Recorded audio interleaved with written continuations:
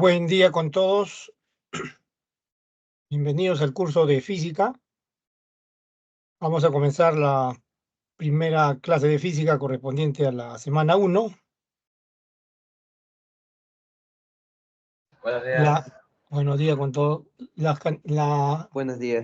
Buenos días. Los temas que vamos a tratar son cantidades físicas y adición de vectores, primera parte, ¿no? Porque la otra semana se va a continuar con la adición de vectores. Vamos a hacer la primera parte.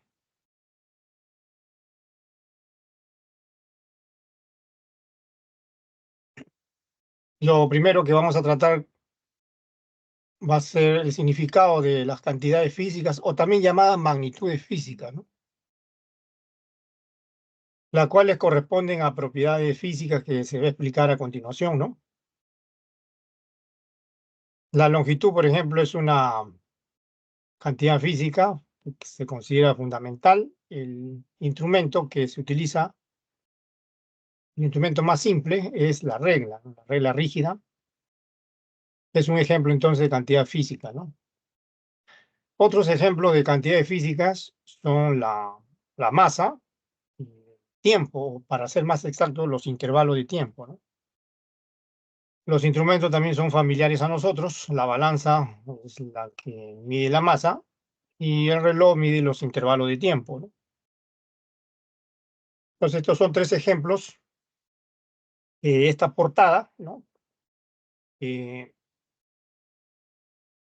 Indican, pues, el significado de la cantidad de físicas, que es lo que vamos a estudiar en primer lugar, ¿no?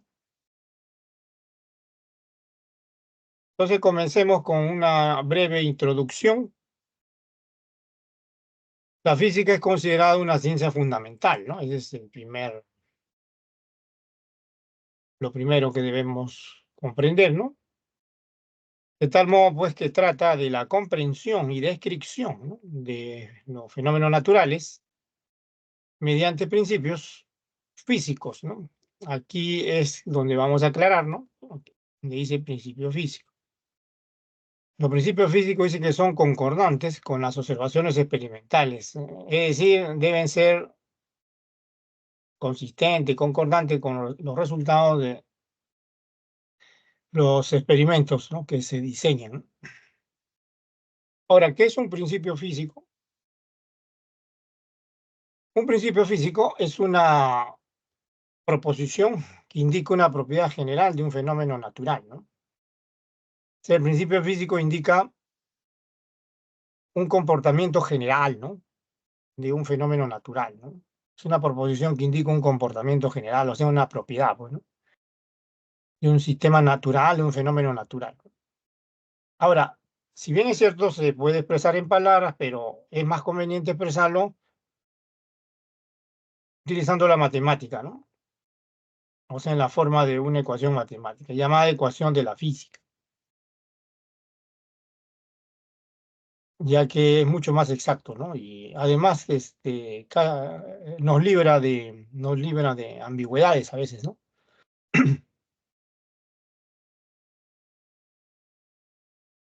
Ahora, las ecuaciones de la física, o también llamadas físicas,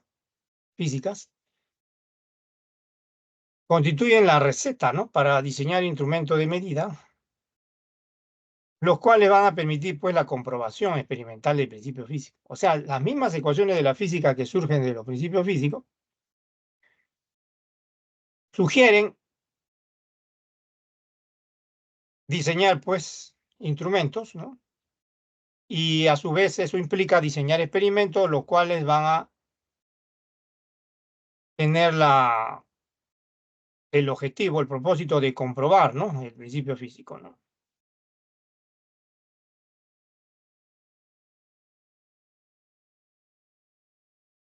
Y si no es así, entonces hay algo equivocado, o bien se desecha el principio físico, o bien se corrige, ¿no?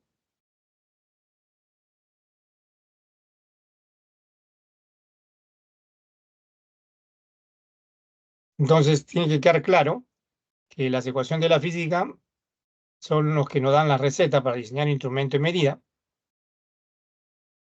Y es a través de estos instrumentos de medida, cuando se diseña el experimento y se mide, que es lo que debe comprobar el principio físico.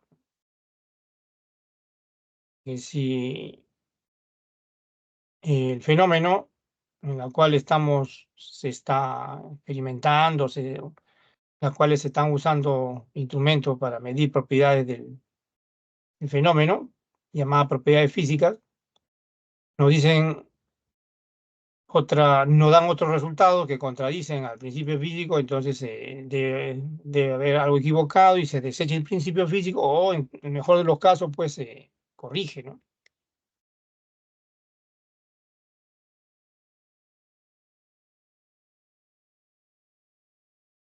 Otro punto importante que hay que tener en cuenta es la medición, ¿no?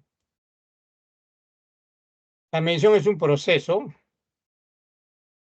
o técnica que se inventa mediante la cual pues se le asigna un número a una propiedad física como resultado de compararla con otra similar tomada como referencia, ¿no?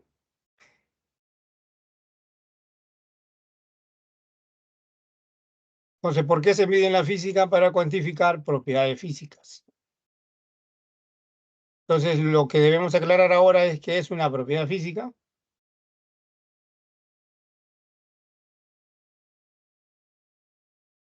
primer lugar, una propiedad física, las propiedades físicas le pertenecen al fenómeno natural, al sistema natural, ¿no? Son las características que muestra un fenómeno natural o un sistema natural, ¿no?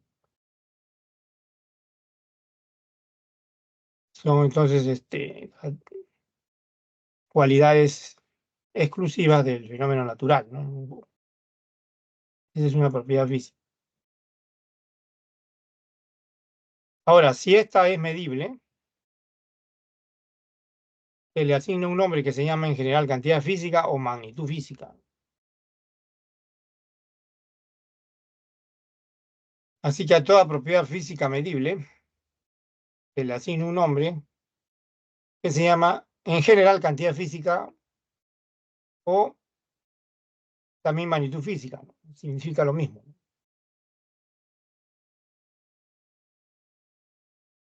Podemos citar algunos ejemplos de propiedades físicas, hay bastantes, pero hay que diferenciar algunas que se consideran fundamentales, universales, ¿no? Un ejemplo de una propiedad física universal es el tamaño, ¿no?, de los objetos, ¿no? Desde que tenemos uso de razón, distinguimos lo grande respecto a lo pequeño o lo pequeño respecto a lo grande, ¿no?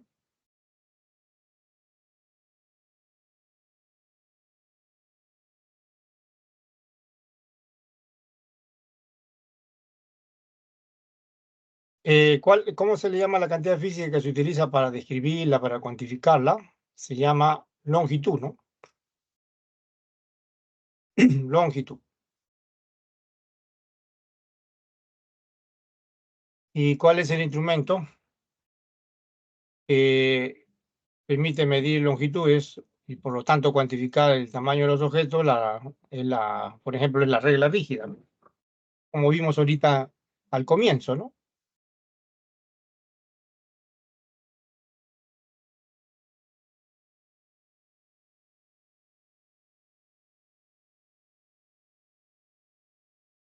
Otra propiedad física que se considera universal está en la materia, se llama inercia. Esa es otra propiedad física que muestra un fenómeno natural como es la materia. La materia es otro fenómeno natural, ¿no? Y tiene una propiedad física que lo caracteriza, se llama inercia, ¿no?, que se considera fundamental, ¿no?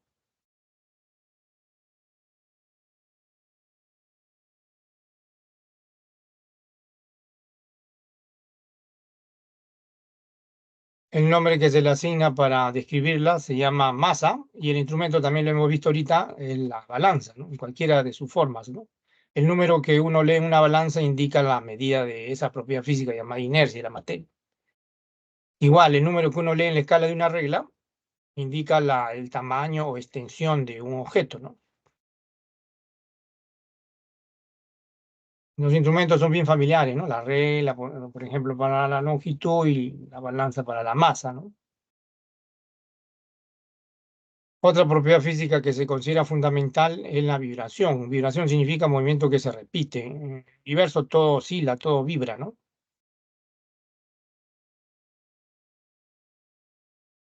La cantidad física con que se describen las oscilaciones se llama periodo de tiempo de oscilación o también intervalo de tiempo de oscilación. Pero en los libros simplemente abrevian y le llaman tiempo o intervalo de tiempo. ¿Y cuál es el instrumento? También muy familiar a nosotros, el reloj, ¿no? El reloj puede ser el reloj humano, reloj para cualquier objeto, puede diseñarse un reloj para un animal, para un cristal, para un átomo, para un núcleo atómico, porque todo vibra, ¿no? Basta conocer el intervalo de tiempo de una vibración, ¿no? O sea, el intervalo de tiempo que el movimiento se repite, basta eso para diseñar un reloj, ya que ese intervalo de tiempo en que la vibración se repite, entonces eso se considera como unidad de tiempo, ¿no? En el caso del reloj humano, por ejemplo, el segundo es comparable al intervalo de tiempo que hay entre dos latidos consecutivos del corazón, ¿no? Entonces, cada segundo en un reloj, entonces es comparable a el intervalo de tiempo entre dos latidos consecutivos, ¿no? Del corazón.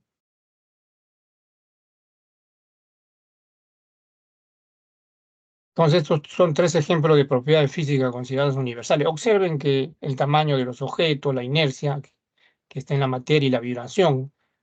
Estos tres ejemplos particulares corresponden a propiedades físicas independientes, diferentes, ¿no? O sea, estas propiedades físicas, como el tamaño, la inercia, la vibración, son totalmente diferentes, ¿no? Corresponden a fenómenos naturales diferentes, ¿no? Y esos fenómenos naturales, cuando se consideran, cuando esta propiedad física en esos fenómenos naturales, cuando se consideran universales, se le llama propiedades físicas fundamentales. Y a las cantidades físicas con las que se mide, con las que se escriben, también se le llama así, cantidades físicas fundamentales, ¿no? Estos son solo tres ejemplos, ¿no? Lo que he hablado está escrito ahí abajo, como pueden ver, ¿no?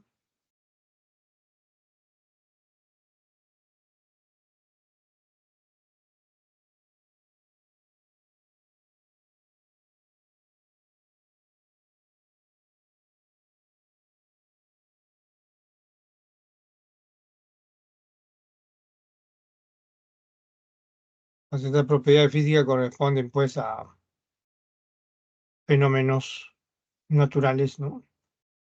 Diferentes, ¿no? Y se consideran universales, ¿no? O fundamentales, ¿no? Entonces ya pueden ir notando no solo la importancia del significado de la física, sino la medición en la física. Ahora, cuando se miden estas cantidades que han visto acá en la página anterior, longitud, masa, tiempo, que cuantifican las propiedades llamadas tamaño, inercia, vibración, por ejemplo, ¿no? Porque son tres, nada más se está poniendo un ejemplo de tres, hay más, ¿no? Obviamente, como son diferentes, son totalmente diferentes, corresponden a fenómenos naturales diferentes, entonces las unidades con que se miden deben ser también diferentes y se llaman también unidades fundamentales. Un conjunto de unidades fundamentales, un conjunto convencional de unidades fundamentales constituye lo que se llama sistema de unidades. El sistema de unidades predominante en el mundo actualmente es el sistema métrico, cuya nueva versión se llama Sistema Internacional de Unidades. El Sistema Internacional de Unidades es la nueva versión del antiguo sistema métrico MKS, donde M significa metro, K kilogramos, S segundos, ¿no? MKS, MKS.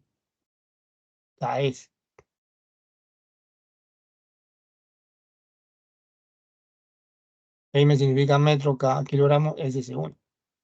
El antiguo sistema métrico MKS está conformado por las tres cantidades fundamentales que han visto en la página anterior, longitud, masa y tiempo, ¿no? Ahora el Sistema Internacional de Unidades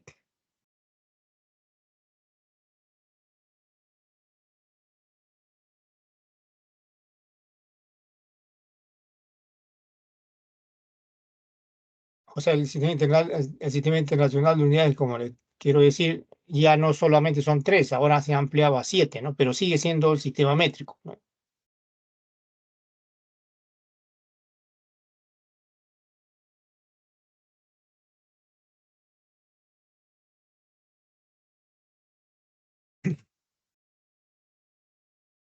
Lo que he hablado está ahí, como pueden leer, ¿no?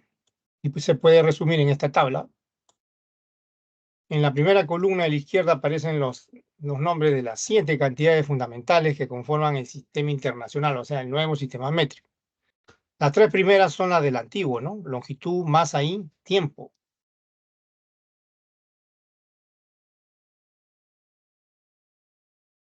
Las 4 restantes son: la cuarta, la intensidad de la corriente eléctrica; la quinta, la temperatura termodinámica; la sexta, la cantidad de sustancia; y la séptima, intensidad luminosa. En la siguiente columna se indican las letras con que se denotan los símbolos, mejor dicho, con que se denotan estas cantidades fundamentales, ¿no? Se le llaman dimensiones fundamentales. Las 3 primeras son muy conocidas. La dimensión de la longitud se representa con L mayúscula, la dimensión de la masa con M mayúscula, la dimensión del tiempo con T mayúscula. Las 4 restantes son menos difundidas, pero tienen ya su símbolo, ¿no? Por ejemplo, la dimensión de la intensidad de la corriente eléctrica es la letra I latina mayúscula; la dimensión de la temperatura termodinámica es la letra griega, esta es una letra griega, Z mayúscula se llama, Z mayúscula.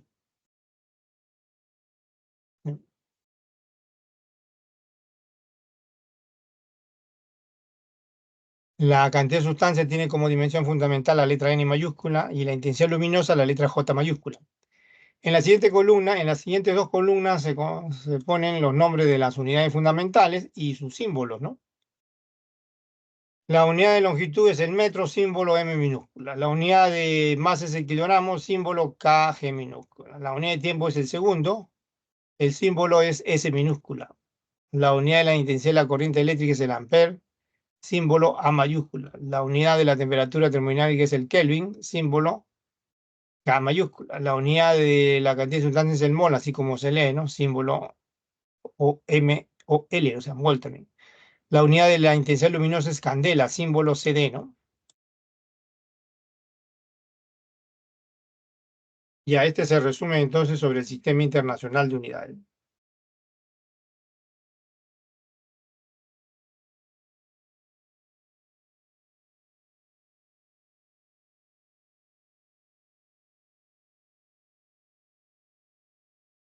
Aquí hay que aclarar, aunque ya les dije ahorita que es una cantidad fundamental la que corresponde a una propiedad física fundamental, ¿no? Sin embargo, también se pueden definir cantidades físicas derivadas en función de una o más cantidades fundamentales, ¿sí? Y también se le llama pues cantidades derivadas, ¿no? Cantidades derivadas.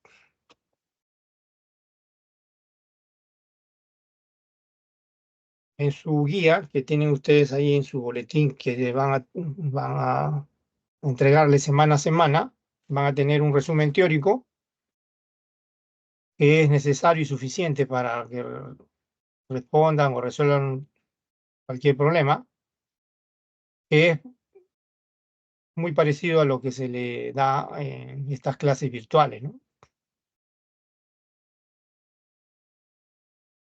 También van a tener en su boletín de semana a semana un conjunto de problemas para resolver en clase, 8 y unos 7 problemas propuestos para que ustedes practiquen, ¿no? De los temas que se van tratando semana a semana. Bien, entonces,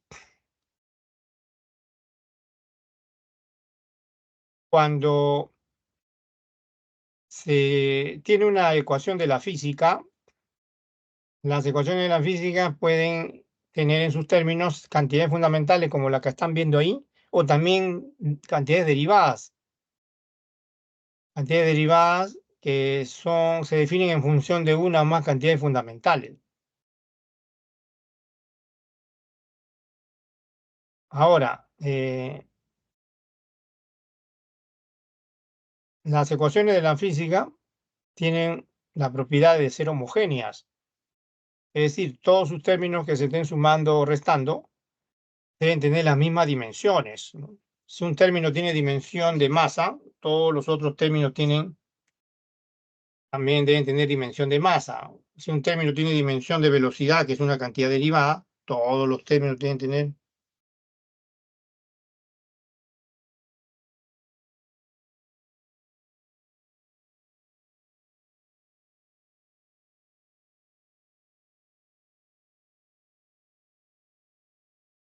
las mismas dimensiones, entonces, ¿no?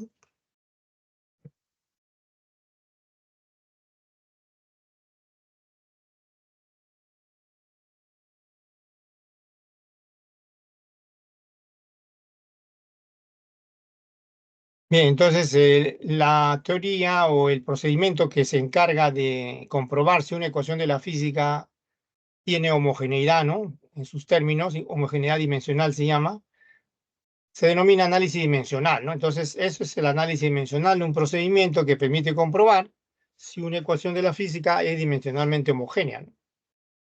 Este procedimiento utiliza un principio llamado principio de homogeneidad dimensional. Cuando este principio se aplica para examinar la homogeneidad de una ecuación, surge la llamada ecuación dimensional, ¿no? O sea, las ecuaciones de la física tienen su estructura dimensional llamada ecuación dimensional, ¿no?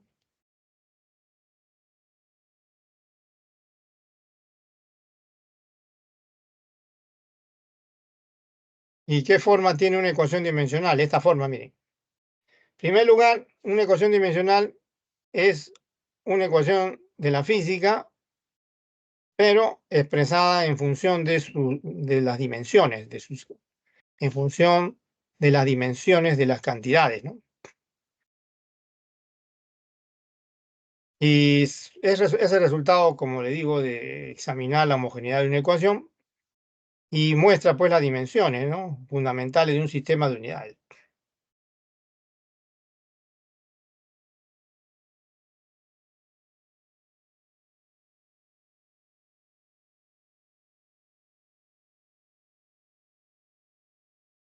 En la física, entonces, una ecuación dimensional es la ecuación de la física, pero expresada en función de las dimensiones fundamentales, ¿no? ¿Ya? ¿Qué forma general puede tener? Así, miren, la letra entre corchetes X se lee dimensión de X. A la derecha pueden aparecer dimensiones L, longitud, masa, tiempo, intensidad de corriente eléctrica, temperatura, termodinámica, etcétera, ¿no? Pueden aparecer uno o más dimensiones fundamentales y aparecen generalmente elevados a exponentes, ¿no? Que deben escribirse estos como números enteros o fracciones, no deben escribirse como números periódicos puros porque nunca terminarían de leerlo, ya que tienen infinitos decimales.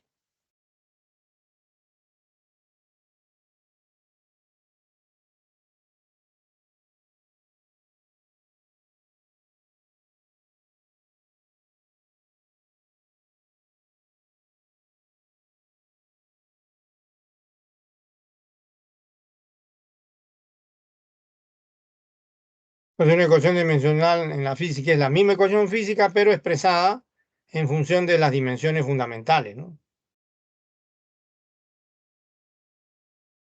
Y eso es lo que vamos a explicar a continuación.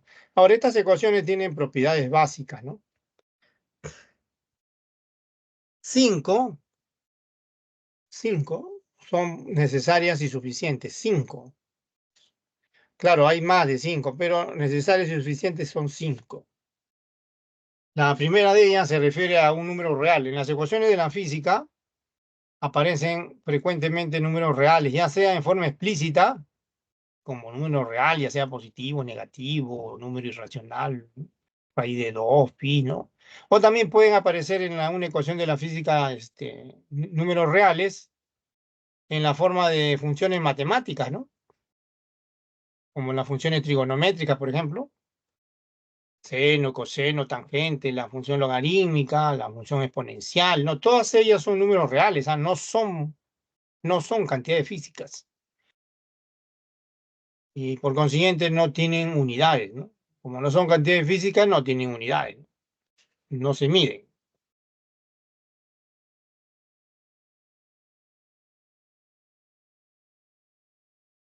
Ejemplo, acá podemos escribir al costado. A ver, si en una ecuación de la física, por ejemplo, yo tengo la función trigonométrica, a ver, seno, ¿no? Seno de una cantidad X, ¿no?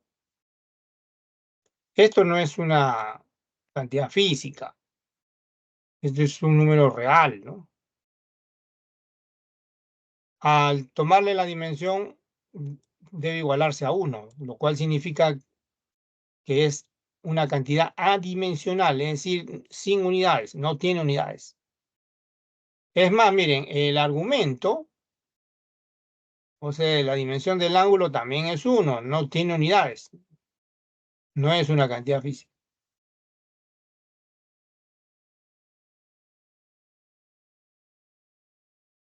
Y así hay otras, ¿no? Por ejemplo, puede aparecer en una ecuación de la física la función logaritmo natural, ¿no? Acá podemos poner logaritmo natural de X, ¿no? Esto tampoco es una cantidad física, es un número real. No tiene unidades. Su dimensión entonces es igual a 1, ¿no? Y se dice que es una cantidad adimensional, ¿no? Entonces, la condición para que una cantidad sea dimensional es que su dimensión, o sea, cuando se encierra entre corchetes, eso debe ser igual a 1. También el argumento o el dominio, dimensión de X, acá también 1, ¿no?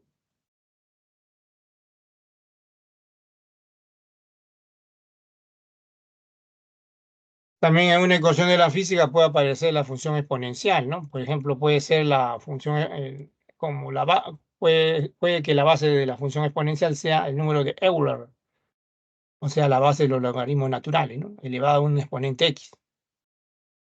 Esto tampoco es una cantidad física, es un número real, es una función matemática, un número real.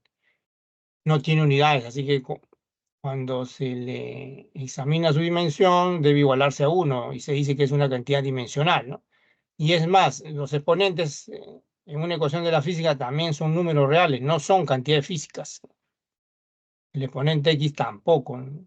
Y así en general, los exponentes en las ecuaciones de la física no son cantidades físicas, son números reales, ¿no?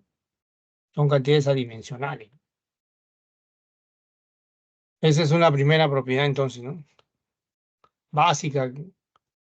Segunda propiedad, la dimensión del producto de dos o más cantidades físicas,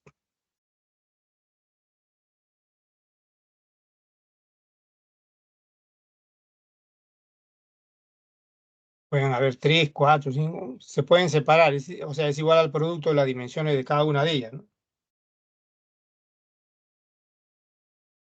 La dimensión de un cociente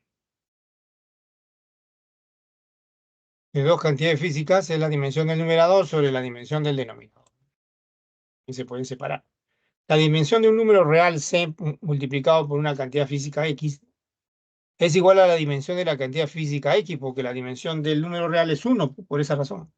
Y van 4. Y la quinta es la dimensión de una cantidad X elevada a la n es igual a la dimensión de la cantidad X multiplicada n veces. Es decir, el n, el exponente, puede salir fuera de los corchetes.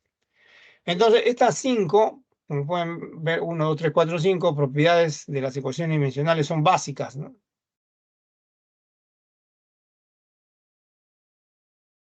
Junto con el principio de homogeneidad que se va a describir a continuación, es suficiente para resolver cualquier problema, ¿no? Entonces veamos ahora el principio de homogeneidad, punto número 3.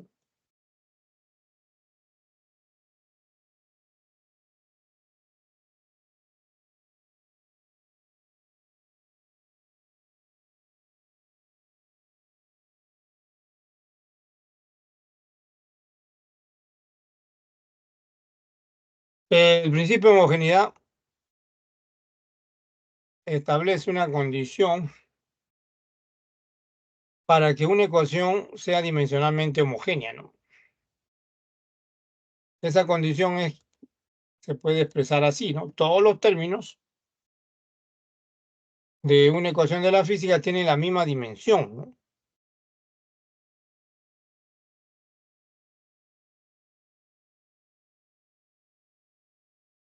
Ejemplo, miren, este es un ejemplo de una ecuación de la física que debe ser homogénea, ¿no?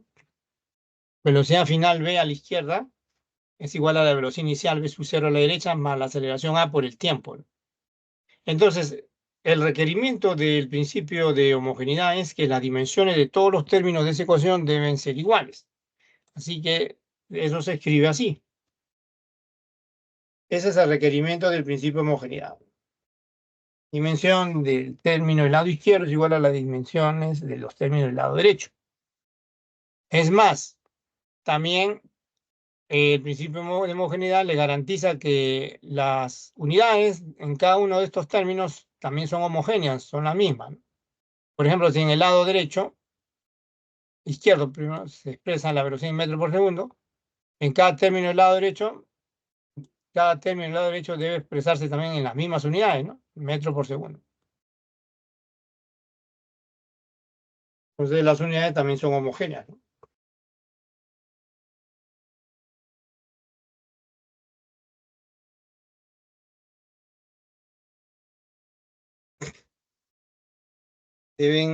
Cuando se está usando un sistema de unidades, no solo entonces los términos tienen que tener las mismas unidades. Ahora, en los problemas siempre se presenta un grupo de cantidades físicas derivadas con bastante frecuencia, ¿no? Por esa razón, se le va a poner, también tienen ahí en su guía, un conjunto de dimensiones de algunas cantidades físicas derivadas que se presentan frecuentemente en los problemas, ¿no? Que le proponen, ¿no? Veamos entonces en la siguiente página eso.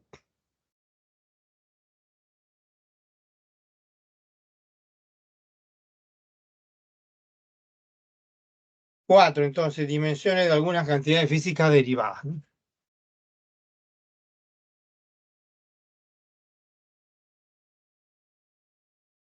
Como le dije, una cantidad física es derivada o se considera derivada cuando se define en función de una o más cantidades físicas fundamentales. Y en las ecuaciones de la física también no solo aparecen, como le dije hace un rato, las cantidades fundamentales, también cantidades físicas derivadas, ¿no?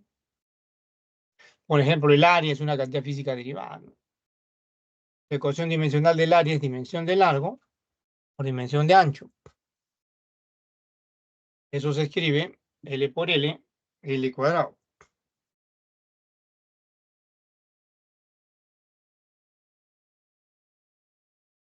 Otra cantidad derivada es el volumen, ¿no? Esta es la ecuación dimensional del volumen. Tiene dimensión de largo por dimensión de ancho por dimensión de altura. L por L, L al cubo. Otra cantidad física derivada es la velocidad. Esta es la ecuación dimensional de la velocidad, es dimensión de desplazamiento entre dimensión de tiempo. La dimensión de desplazamiento es de longitud, ¿no? Se pone L. La dimensión del tiempo es T, ¿no? Es fundamental, ¿no? Pero no se acostumbra a dejar el T aquí abajo, ¿no? Hay que subirlo. Cuando sube, ya saben, cambia el signo del exponente y queda la dimensión de la velocidad L por T a la menos 1, ¿no?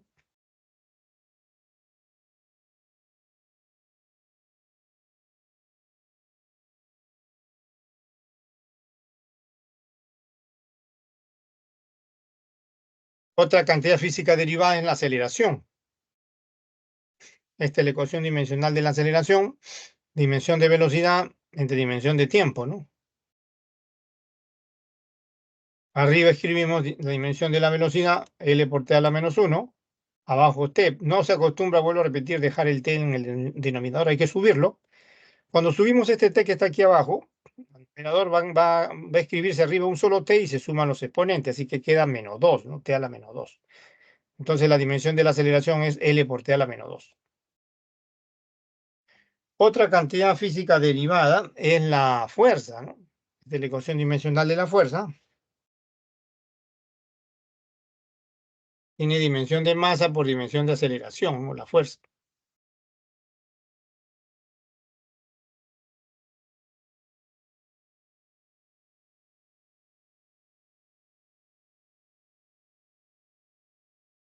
La dimensión de la masa es m, la dimensión de la aceleración es L por T a la menos 2, ¿no? ¿Y qué es la dimensión de la fuerza? M por L por T a la menos 2.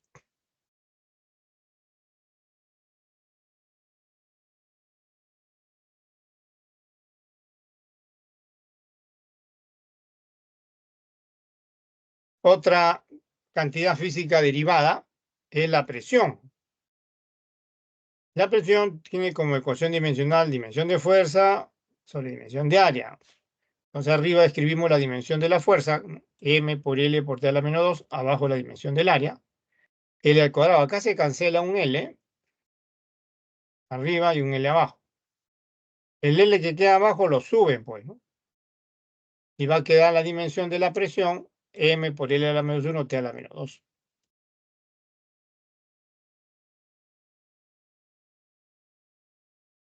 Otra cantidad física derivada es el trabajo, por ejemplo. La ecuación dimensional del trabajo es fuerza, dimensión de fuerza, por dimensión de distancia.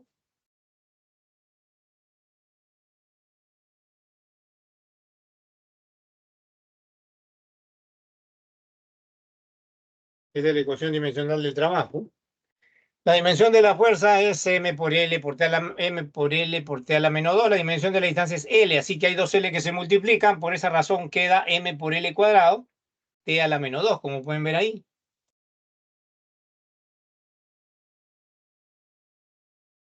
Otra cantidad física derivada de la densidad, ¿no?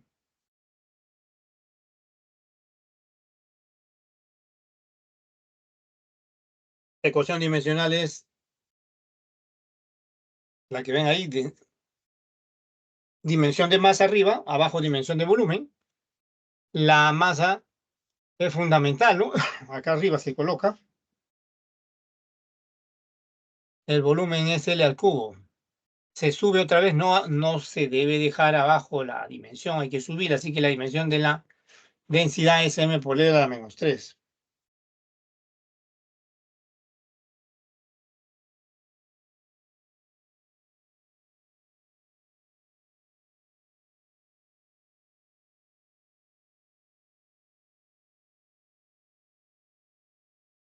Una más, a ver, la dimensión de la energía, a ver.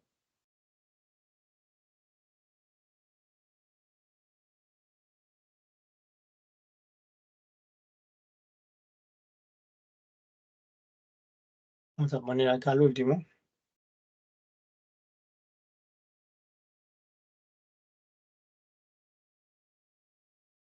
Tiene dimensión de masa por dimensión de velocidad al cuadrado, ¿no?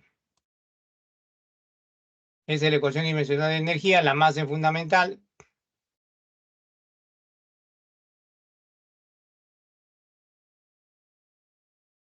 Y la velocidad L por T a la menos 1 al cuadrado, ¿no?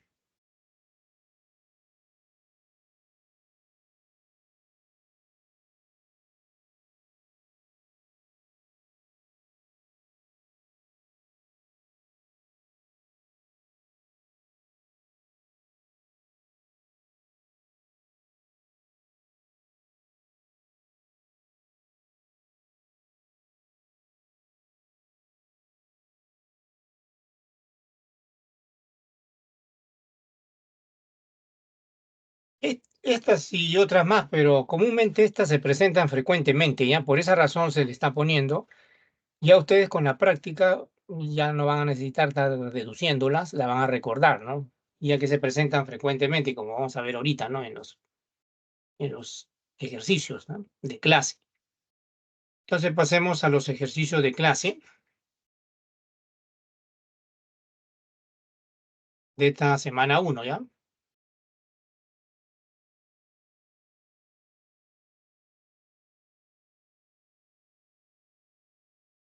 Bueno, la primera pregunta es de teoría, ¿no? se refiere a los conceptos del análisis dimensional, indiquen verdadero o falso, ¿no? ¿Cuáles son las proposiciones? Las que ven ahí, ¿no?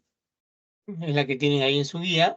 La primera dice, según el sistema internacional, la unidad de la temperatura es el grado Celsius. No, si recordamos la teoría, es el Kelvin, ¿no? Es el Kelvin, ¿no? Como vimos hace un momento en la tabla, ahí lo tienen en el resumen teórico, ¿no? Como se explicó, ¿no? Ahora, la número 2 dice, el sistema internacional considera 7 magnitudes, o sea, magnitudes o cantidades fundamentales, correcto, ¿no? El nuevo sistema métrico, que es el sistema internacional, contiene 7 cantidades fundamentales: longitud, masa, tiempo, intensidad de corriente eléctrica, temperatura termodinámica, cantidad de sustancia, y intensidad luminosa, bueno, 7, ¿no?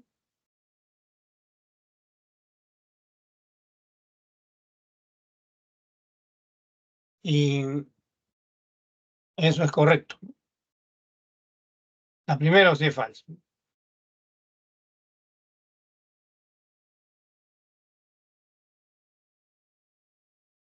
La tercera dice, la dimensión de una constante física se representa con la unidad. Es decir, cuando se dice que una cantidad es adimensional, la dimensión se iguala a 1, ¿no?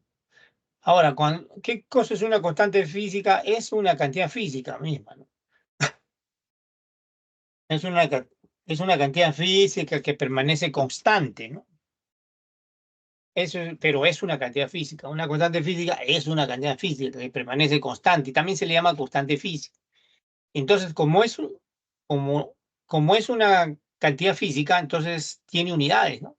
Y por consiguiente no es adimensional. O sea, eso que dice ahí que se representa con la unidad significa que es adimensional. No, es una cantidad física con unidades, por lo tanto tiene dimensiones, ¿no?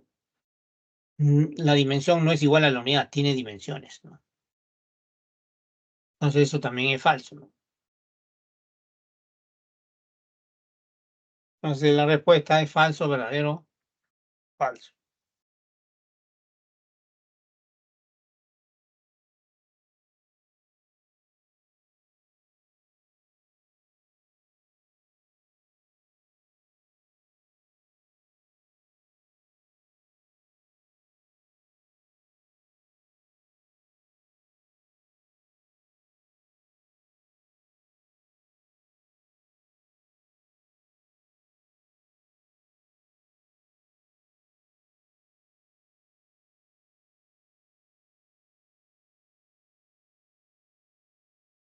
Esa es una pregunta de teoría. Ahora sí veamos ejemplos de donde se aplica el principio de homogeneidad y las propiedades. Miren, en todos los problemas de análisis dimensional, lo primero que tienen que hacer es aplicar el principio de homogeneidad y de ahí las propiedades, ¿ya? Entonces veamos el problema de análisis dimensional. Este es pregunta de concepto nada más. A ver, el número 2 dice la dilatación lineal es el aumento de la longitud de un cuerpo debido al aumento de la temperatura. Este cambio de longitud está determinado por la siguiente ecuación dimensionalmente homogénea. Se supone que es esta de acá, ¿no?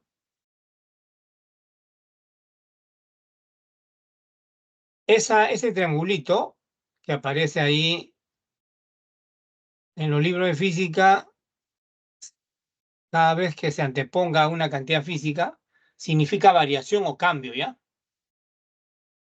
También significa intervalo, ¿no?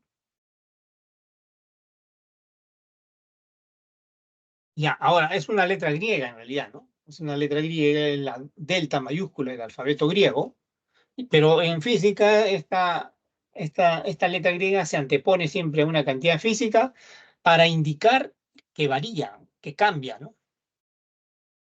Entonces ahí en esa ecuación dice cambio de longitud, variación de longitud igual a alfa, alfa se llama coeficiente de dilatación, el L sub 0, que es longitud inicial, y el delta de T, que también que es variación, ¿no? Variación de temperatura.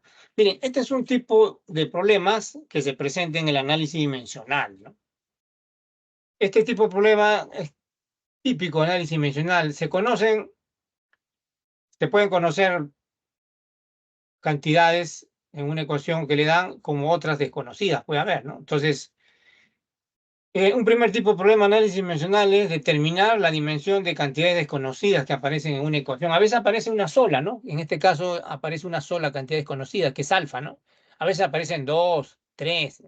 Entonces la tarea es determinar las dimensiones de cantidades desconocidas en una ecuación. Este es un primer tipo de problemas que se presenta en el análisis dimensional. Pero siempre se parte del principio de homogeneidad, vuelvo a repetir. El principio, de ahí se parte la solución, o sea, mejor dicho, de ahí comienza la solución. Entonces, como esta ecuación debe ser dimensionalmente homogénea, el principio de homogeneidad exige que esta ecuación las dimensiones del lado izquierdo deben ser igual a la dimensión del lado derecho.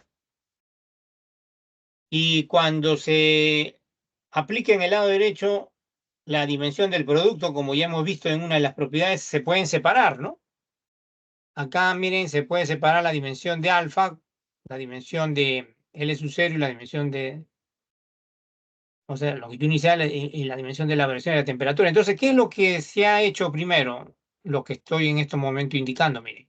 Se cierra entre corchetes tanto el término del lado izquierdo como el término del lado derecho. Ya, esto que estoy haciendo es el requerimiento del principio de homogeneidad.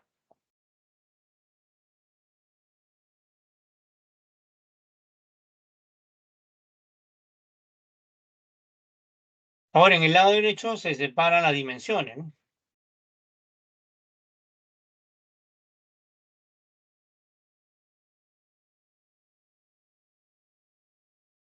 Dimensión de alfa, que es lo que hay que determinar. Dimensión de longitud, que ya sabemos que es fundamental. La dimensión de la variación de temperatura. La variación de una temperatura nos da una temperatura, entonces tiene dimensión de temperatura. Igual la variación de una longitud nos da una longitud. Así que la dimensión de la variación de la longitud es longitud, tiene dimensión de longitud. La dimensión de la variación de una longitud tiene dimensión de longitud. La variación de una temperatura tiene dimensión de temperatura. Ahora, aquí lo que se está haciendo es lo siguiente, miren. La dimensión de L sub 0 es L, ¿no? L, o sea, longitud, ¿no? Se cancela acá. Eso también, la dimensión de la variación de longitud también es L, ¿no? L acá, L acá. Las L se cancelan. Entonces, ¿qué queda en el lado derecho? El producto de la dimensión de alfa con la dimensión de la variación de temperatura. Y en el lado izquierdo queda uno más, pues, ¿no? Queda uno. Se despeja la dimensión de alfa, queda uno sobre la dimensión de la variación de temperatura. Pero como le dije, la variación de la temperatura nos da una temperatura, entonces tiene dimensión de temperatura. ¿Y qué temperatura es? Termodinámica, porque se asume que estamos usando el Sistema Internacional de Unidades. Entonces aquí abajo va a quedar dimensión de temperatura termodinámica, que el símbolo es teta mayúscula, ¿no? La teta mayúscula es un 0 y dentro está dibujado una H, ¿no? Mayúscula, sí. Entonces eso queda aquí abajo, ¿no? En el denominador. Esto lo subimos y queda cambiado el exponente, ¿no? Teta, o sea, dimensión de temperatura teta elevado a la -1, ¿no? Ahora, si le hubieran pedido las unidades sería de como que el Kelvin es la unidad de temperatura en el sistema internacional, entonces si le hubieran pedido la unidad de alfa, entonces la respuesta sería Kelvin a la -1, ¿no?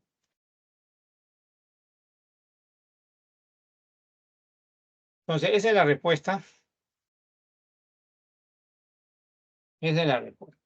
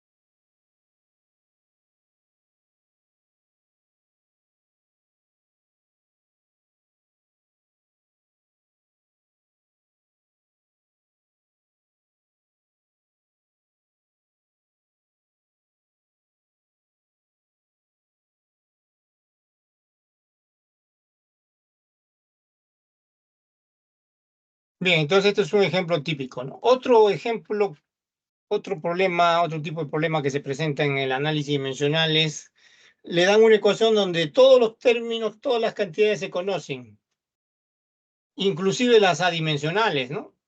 Pero lo que no se conoce a veces son exponentes, ¿no? Veamos un ejemplo de ese tipo, ¿ya? Número 3.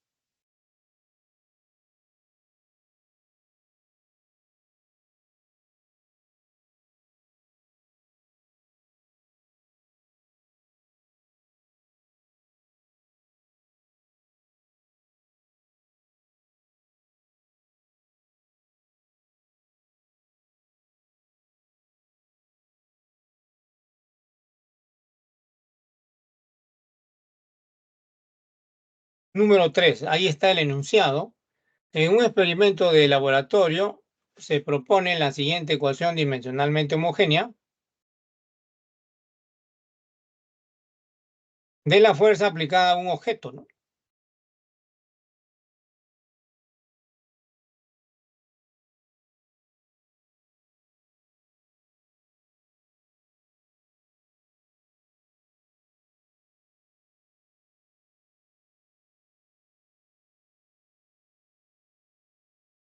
Y está dada por esa expresión, F es la fuerza, K dice que es una constante adimensional, o sea, dimensión 1. Esta letra que parece P no es PA, es una letra griega, Rho.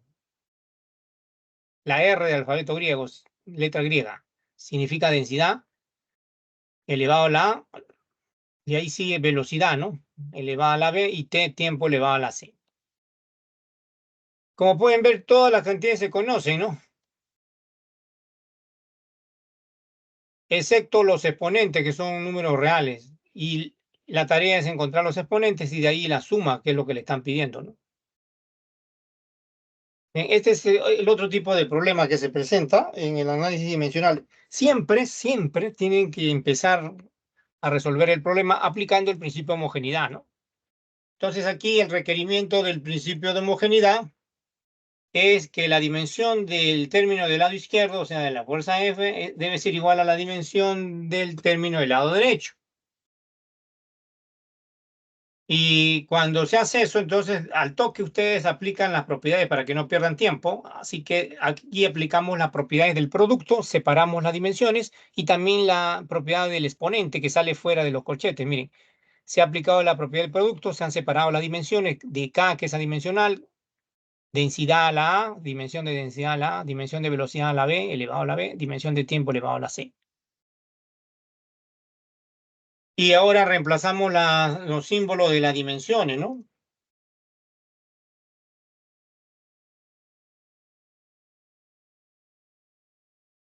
La dimensión de la fuerza la hemos visto hace un rato, m por L por T a la menos 2, el lado izquierdo.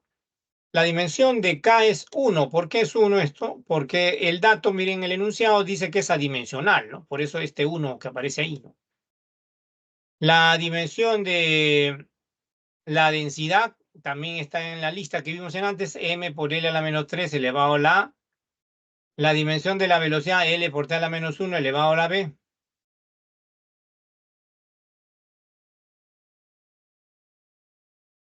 la dimensión de tiempo es T mayúsculo elevado a la C.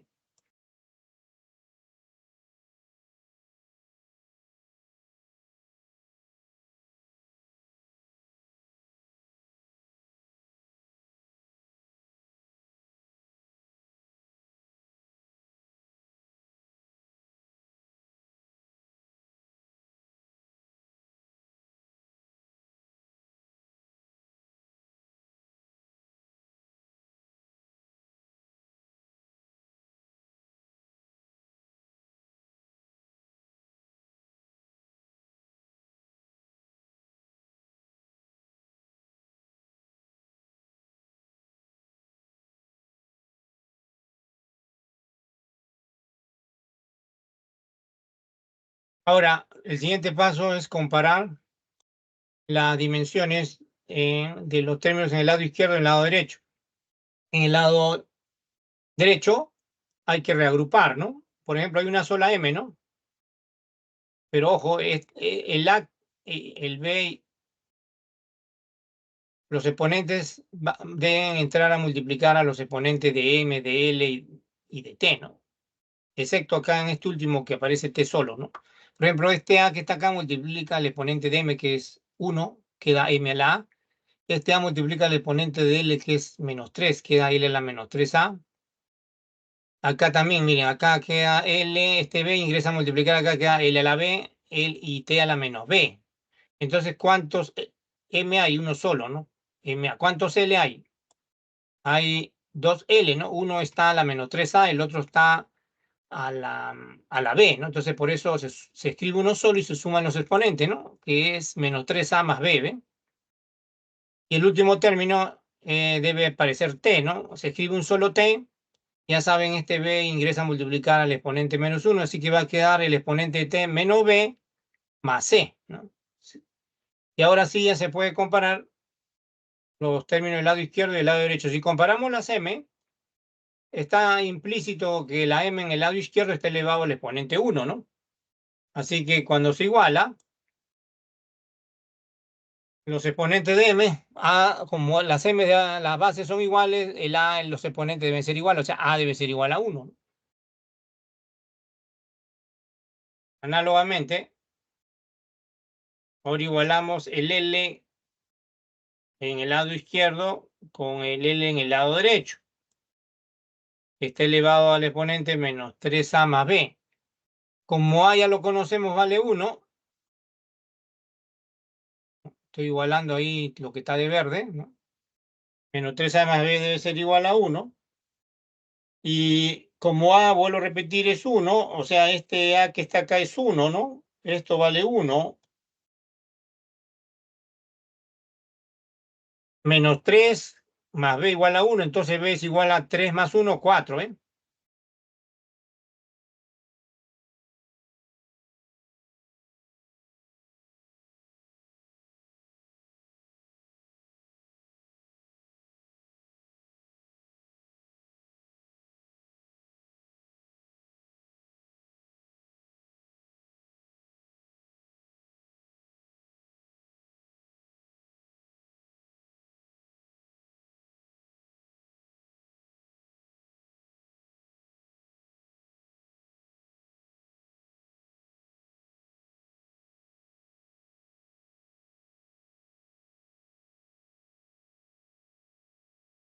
Igualando ahora los exponentes de T a la derecha y a la izquierda, entonces a la izquierda es a la menos 2, a la derecha es menos B más C, por eso se igualan los exponentes, lo que está es celeste, menos B más C igual a menos 2. Entonces, como B ya se conoce, se acaba de calcular, esto vale 4, menos 4 más C igual a menos 2, entonces C es 4 menos 2, 2, ¿no? Entonces ya hemos calculado A, B y C, ¿no? Entonces lo único que falta es la suma, y es directo, pues 1 más 4 más 2, 7, ¿no? Esa es la respuesta.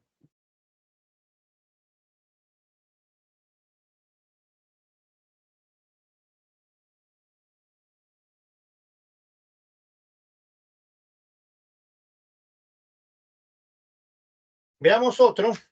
Entonces, este es el otro tipo de problema donde lo que hay que determinar son exponentes, ¿no?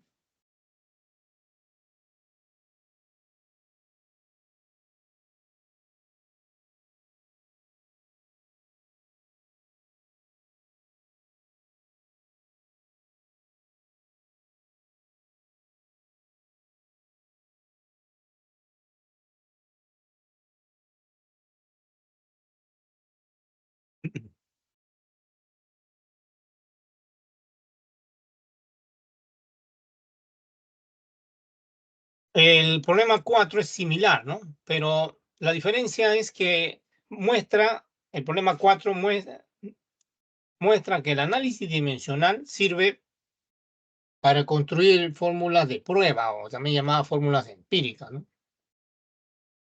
Siempre y cuando las cantidades físicas estén relacionadas de manera proporcional, ¿no?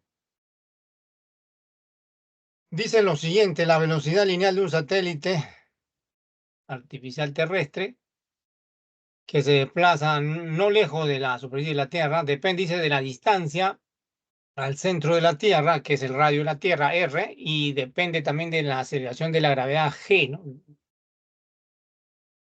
Aquí hay que aclarar un poco algo, ¿no? Miren, aquí debe decir que depende proporcionalmente. Aquí tienen que poner proporcionalmente, ¿ah?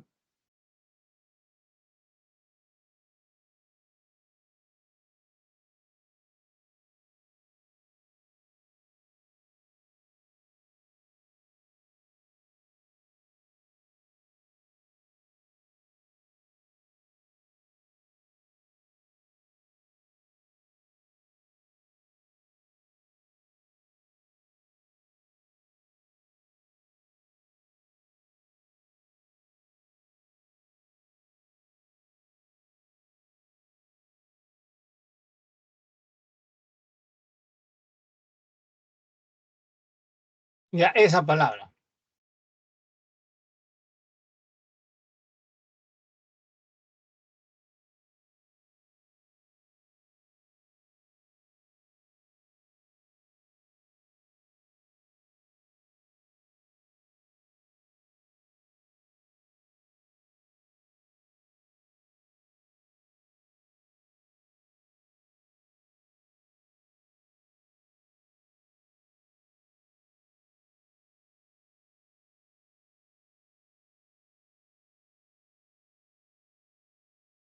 Ya, ¿qué es lo que le piden determinar?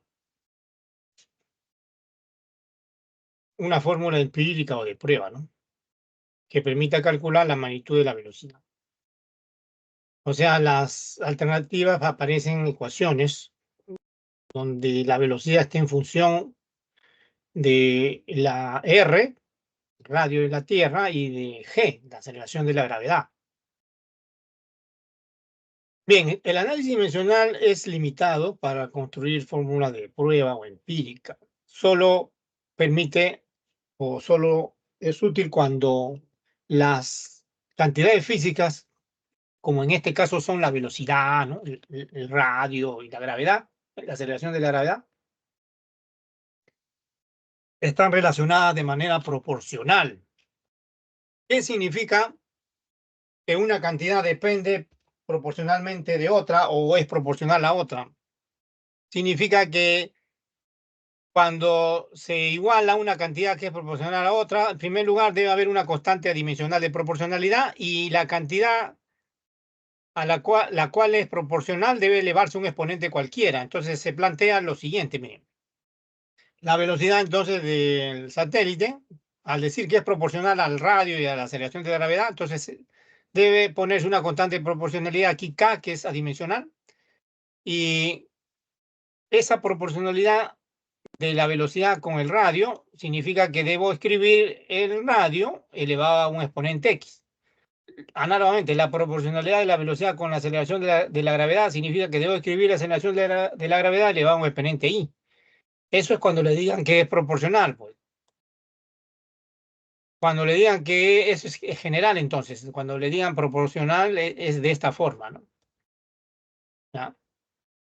Entonces, nuevamente se ha escrito una ecuación, se supone que es dimensionalmente homogénea, así lo exige el principio de homogeneidad, y lo que hay que determinar acá para contestar la pregunta es X e Y, ¿no? O sea, otra vez los exponentes. Todo el resto se conoce, ¿no? Todo el resto se conoce.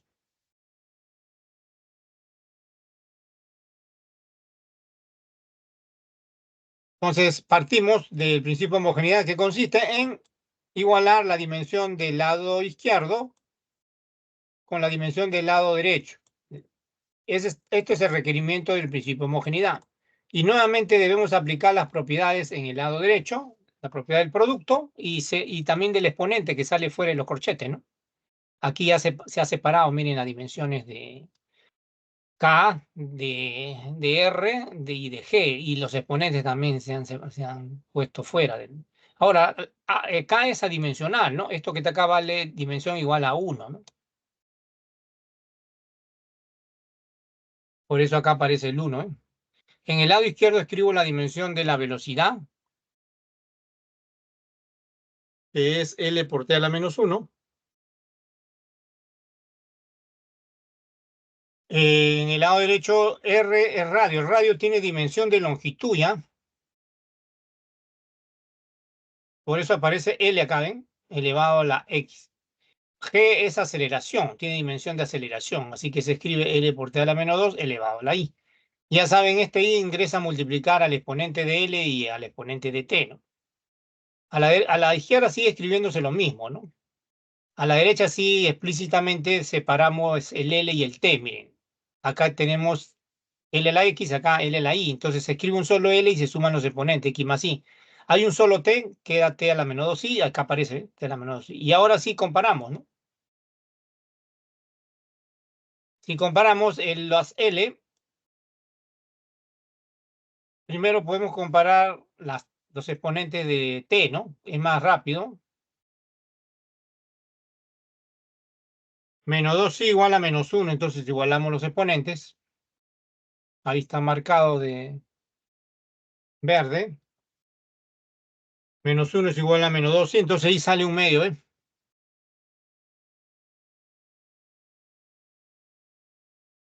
Ahora, el otro término, en L, igualamos los exponentes en L, X más Y en el lado derecho es igual al exponente 1 de L, pero como ya se ha determinado Y, esto ya se conoce, vale un medio, X más un medio es igual a 1, entonces X ¿cuánto sale? Un medio, pues. Entonces ya se conoce X e Y, y ahora sí ya se puede escribir la ecuación empírica o de prueba, ¿no? Solo basta reemplazar. Solo basta reemplazar. Reemplazando, entonces, vamos a reemplazar y con eso se llega a la respuesta. Mira, ahí está el reemplazo de X, el exponente X que es un medio, el exponente de Y que es un medio. Cuando una cantidad está elevada a un exponente, por ejemplo, una cantidad X está elevada a un exponente, por ejemplo, un medio, esto es raíz cuadrada, ¿no? Raíz cuadrada de X.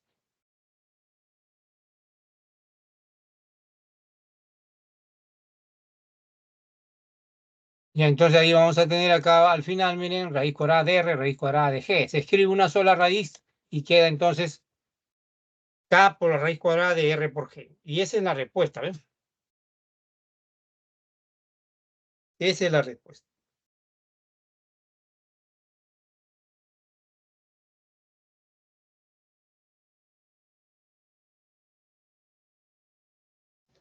Profesor, Sí, sí. ahí en el ejercicio, ¿cómo sé que R y G están relacionadas de forma inversamente proporcional?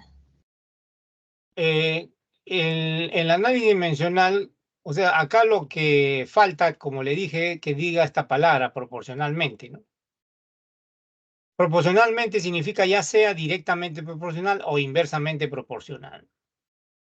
O sea, la velocidad v, claro, por ejemplo, dice la velocidad v es proporcional, por ejemplo, al tiempo. Ya, entonces es una constante de proporcionalidad por t a la x. ¿Ya? Eso es la palabra proporcional. Ahora, si te dicen directamente proporcional, ya es 1 el exponente del tiempo, ¿no? Ese es directamente proporcional. ¿Ve? Si te dicen inversamente proporcional, significa así, miren. La constante de proporcionalidad multiplicada por 1 sobre X, ¿no? Eso se llama 1 sobre T, por ejemplo, si es que esté el tiempo, la otra va cantidad física. Así, ¿ven? ¿Ya? Esto se llama inversamente proporcional, ¿no?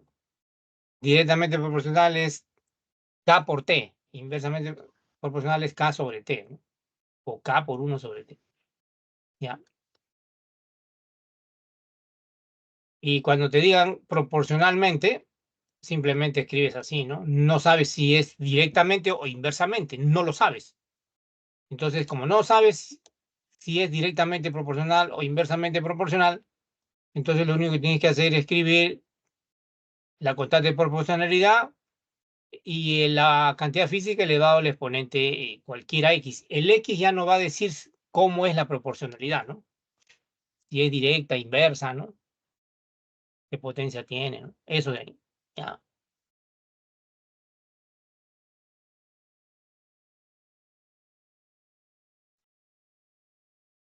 Entonces, ahí en el enunciado falta esa palabra proporcionalmente, ¿no? Falta esa palabra.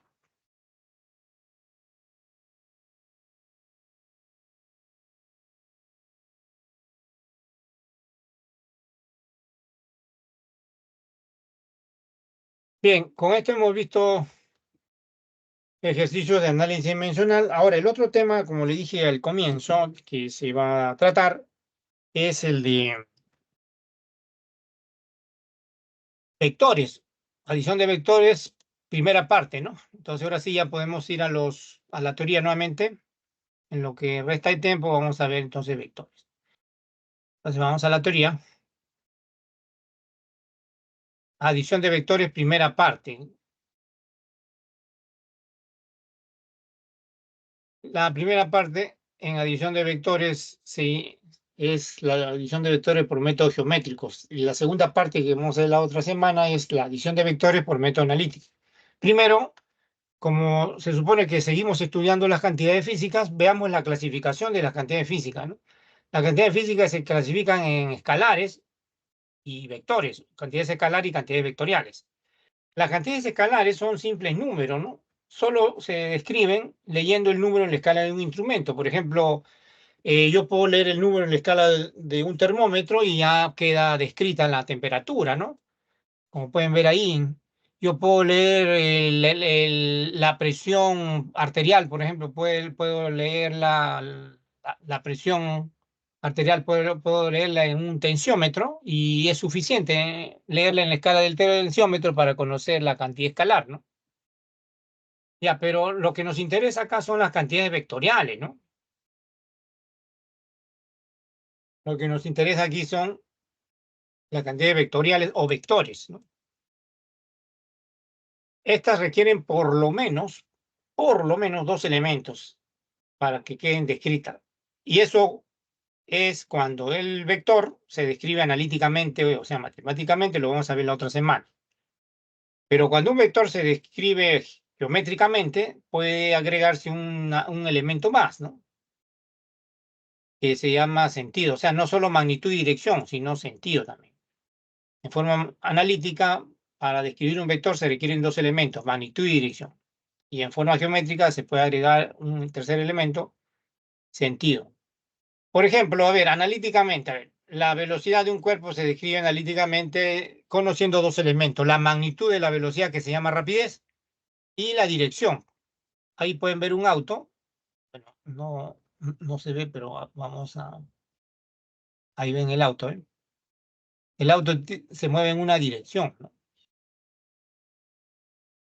Ahí, no sé si se ve acá, ahí está pasando el auto, se mueve hacia una dirección, ¿ve? Entonces, si uno en un auto mira el odómetro marca la magnitud y la velocidad, o sea, la rapidez, y eso no basta para describir la velocidad, falta la dirección en la que se mueve el auto, ¿no? Entonces, esos 2 elementos son los que describen en forma matemática la velocidad, pero si se describe una cantidad vectorial en forma geométrica, todavía podemos agregarle un tercer elemento que se llama sentido, ya que el sentido está asociado pues a la flecha que se dibuja, ¿no?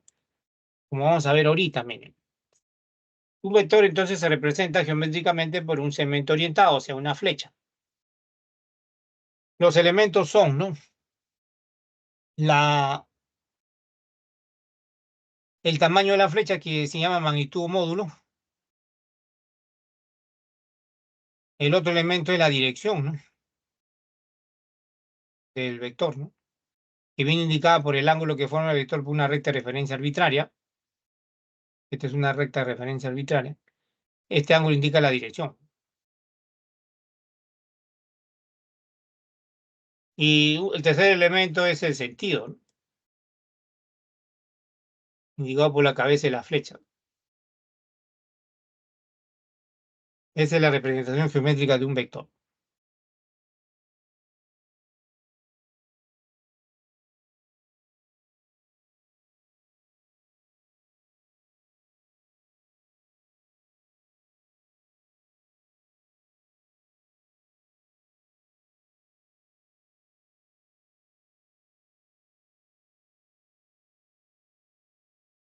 Los métodos de adición de vectores que vamos a estudiar son los siguientes. El primer método es la regla del triángulo, la más simple.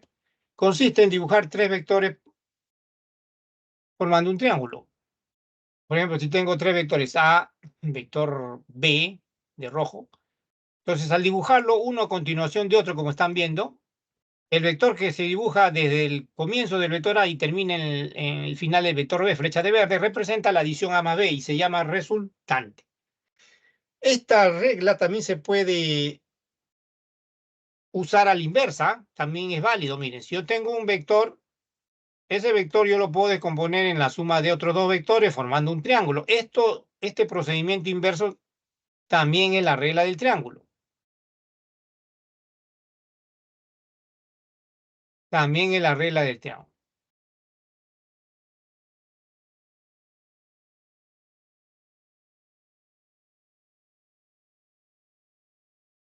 Ahora, esta regla tiene una propiedad llamada cíclica, que consiste en dibujar un vector a continuación de otro, formando un triángulo. Vector A, flecha de azul, vector B, flecha de rojo, y cierra el triángulo, vector C, flecha de verde. Entonces, cuando se suman estos tres vectores dispuestos de esta manera, se demuestra que es el vector cero y se llama también propiedad cíclica, ¿no?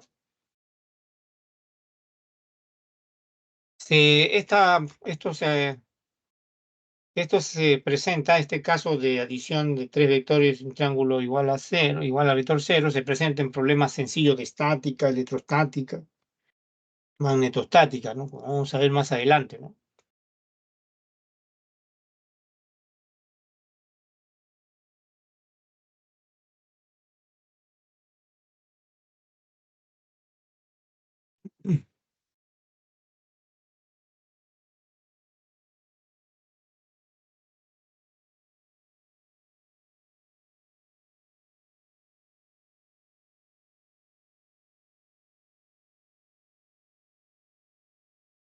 Una extensión de esta regla es la del polígono, ¿no?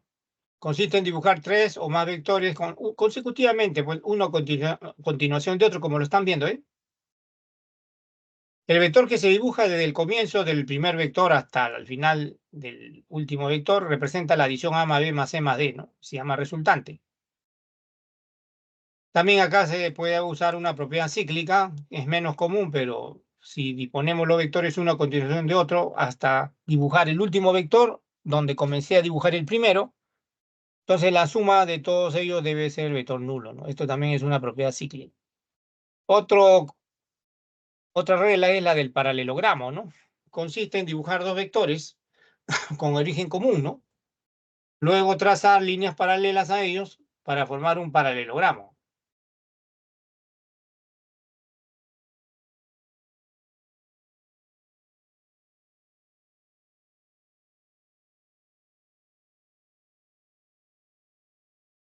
Por ejemplo, estos son los dos vectores. Origen común, el ángulo entre ellos es teta, ¿no? Si trazo paralelas a los vectores, El vector si al trazar paralelas a esas flechas se obtiene un paralelogramo, ¿no? Pues bien, el vector que ocupa la diagonal mayor de ese paralelogramo, flecha de verde, representa la adición A más B, ¿no? Ahora, además, miren, cuando uno conoce la magnitud de cada uno de los vectores y el ángulo entre ellos, se puede determinar la magnitud de la resultante por esta fórmula, ¿no? Por esta fórmula.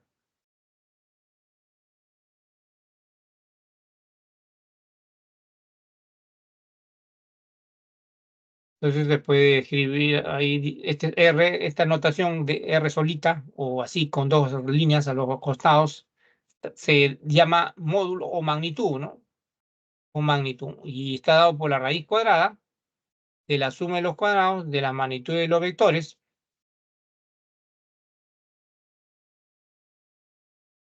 más el doble producto de ambos por el coseno del ángulo comprendido entre ellos, ¿no?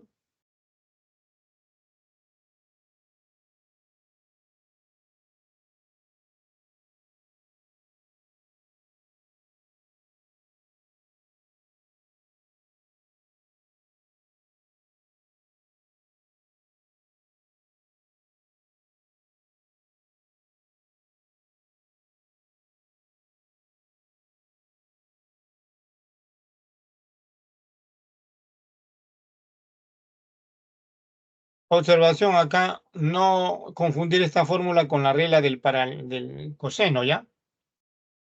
En la regla del coseno, si usamos otra vez dos vectores A y B, trazamos las paralelas, ese es el paralelogramo. En la regla del coseno, el lado opuesto al ángulo es el que ocupa la otra diagonal, o sea, este otro vector de verde que ven acá, ¿no? Le llamamos D, que no es otra cosa que la diferencia de esos dos, ¿no? Ahorita vamos a ver lo que es diferencia de vectores, ¿ya? Y entonces el vector D es raíz cuadrada, este sí es la regla del coseno, ¿no? De la suma de los cuadrados de la magnitud de los vectores menos el doble producto de la magnitud de los vectores por el coseno del ángulo entre ellos, ¿no? Es la ley del coseno, ¿no?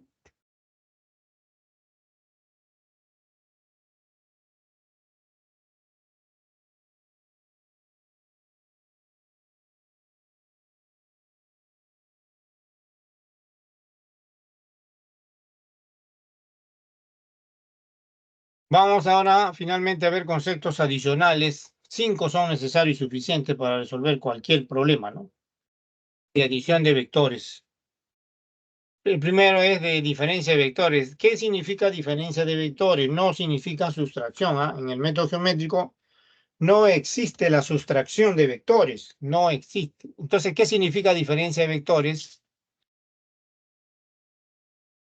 Suma, adición de un vector más el opuesto de otro. Todas las reglas que han visto ahorita de adición, son de adición de vectores. No hay en el método geométrico regla de sustracción de vectores.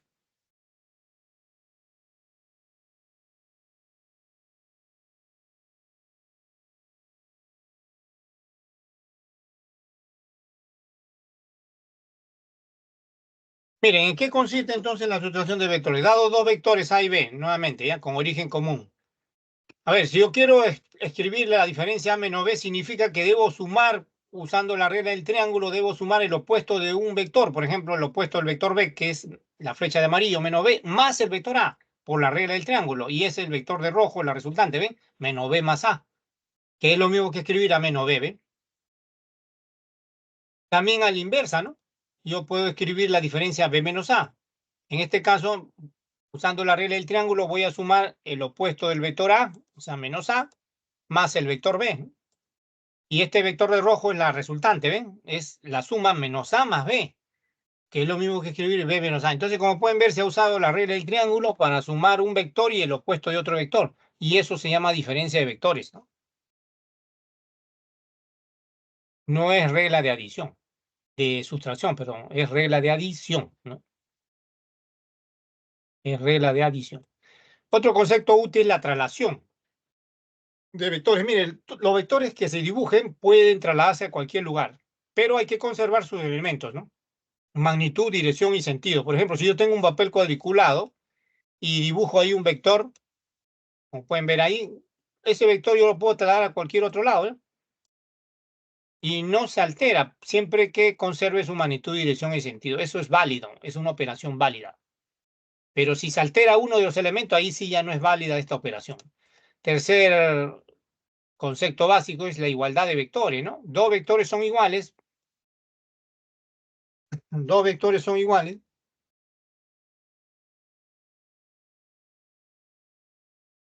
Igual a la vez si son indistinguibles, es decir, tienen sus tres elementos iguales. Tienen sus tres elementos iguales. Otro concepto, vectores opuestos, ¿no?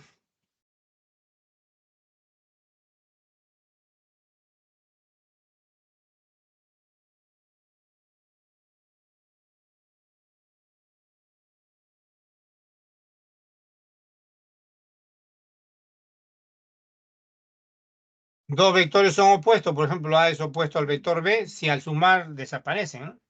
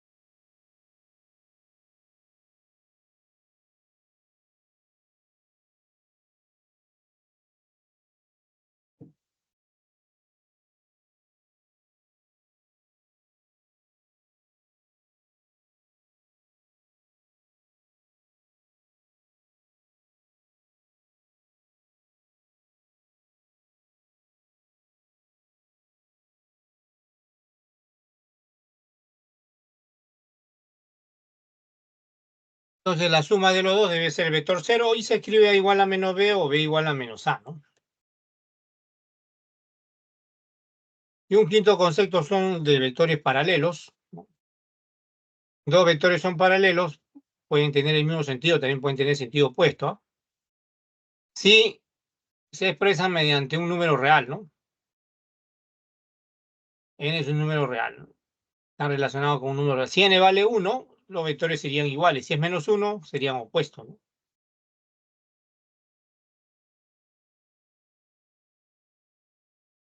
Observaciones acá. Si yo tengo dos vectores paralelos en el mismo sentido,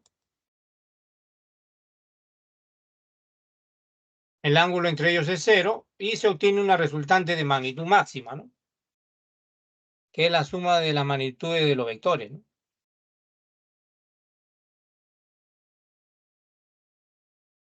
Y si tengo dos vectores con sentidos opuestos, también son paralelos, el ángulo entre ellos es pi.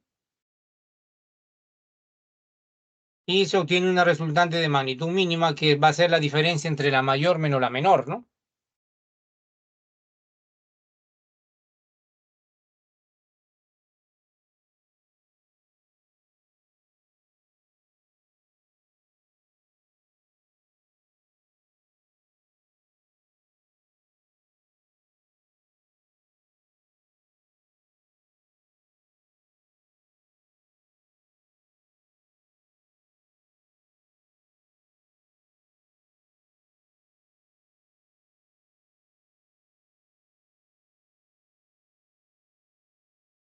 Veamos los ejercicios que restan ya. A ver, el número 5 dice: la figura muestra un clavo empotrado en el piso. Para extraerlo, dice, se aplican dos fuerzas A y B de magnitud 100 y 150 newton. Determine la magnitud de la fuerza resultante. Veamos la solución. Entonces, acá, como conocemos las magnitudes de la fuerza y el ángulo entre ellos, entonces conviene aplicar el método del paralelogramo. Ahí dibujamos, volvemos a dibujar las fuerzas, miren. El ángulo es 120, trazamos paralelas a las fuerzas. Se forma un paralelogramo y el vector que se dibuja desde el origen común de ambos hasta el vértice opuesto, este vector de rojo representa la resultante. Y le piden la magnitud de esa resultante, que se determina por la fórmula que ya saben: raíz cuadrada de la suma de los cuadrados de las magnitudes, ¿no? 100 al cuadrado más 150 al cuadrado más el doble producto de ambos, 2 por 100 por 150 por el coseno de 120. El coseno de 120, ¿cuánto vale? Menos un medio, porque cae en el segundo cuadrante. Por eso aparece ahí menos un medio, ¿no?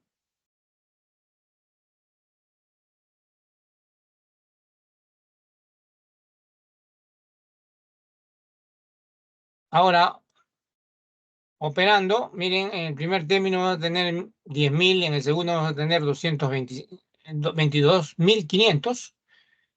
En el tercer término vamos a tener, como es negativo acá, vamos a tener menos, se cancela el 2 acá.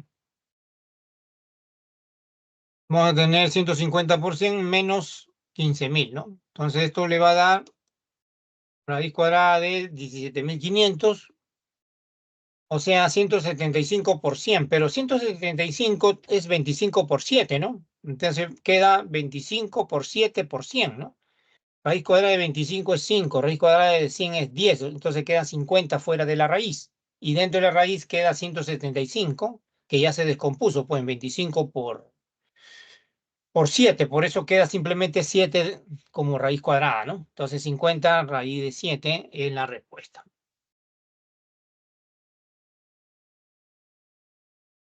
Se ha usado el método o la regla del paralelogramo.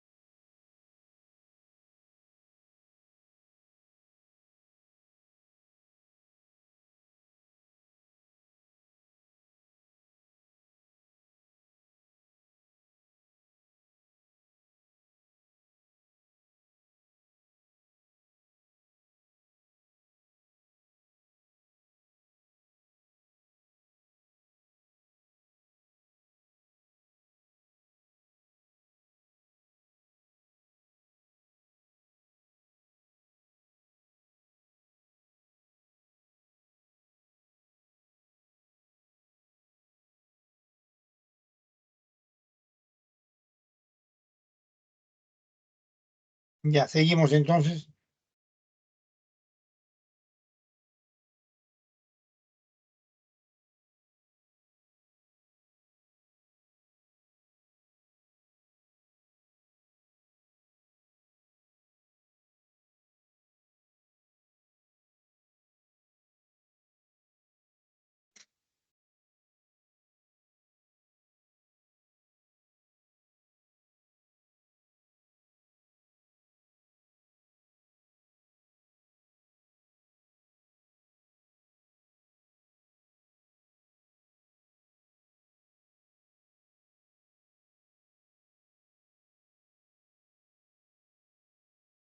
Siguiente entonces.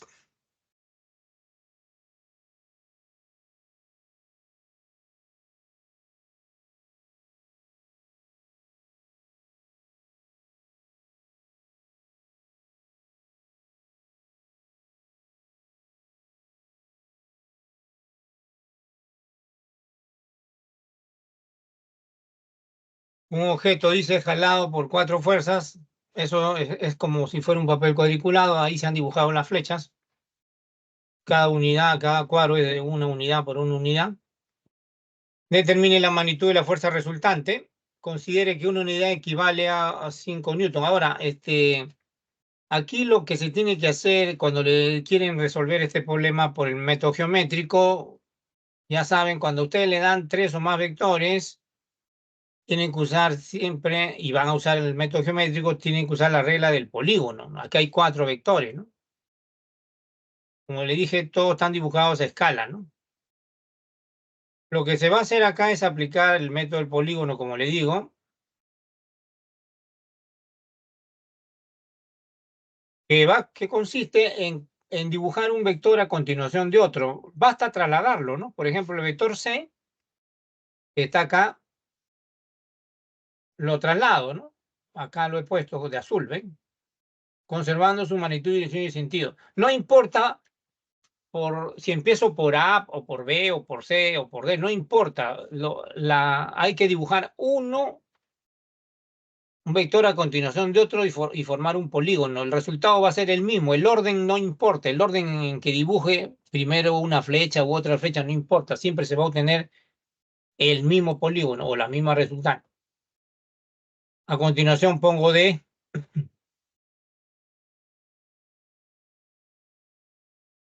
Puedo empezar por B, ¿no? Puedo empezar por B. ¿B es esto? Por B puedo empezar. B no lo traslado. B lo dejo ahí. ¿Ya? Entonces, B lo dejo ahí. El C sí lo traslado acá. El D también, ¿ven? Este D que está acá lo he trasladado aquí. Se conserva su magnitud, dirección y sentido. Y el otro que falta trasladar es el A. A continuación pongo el A, ¿no?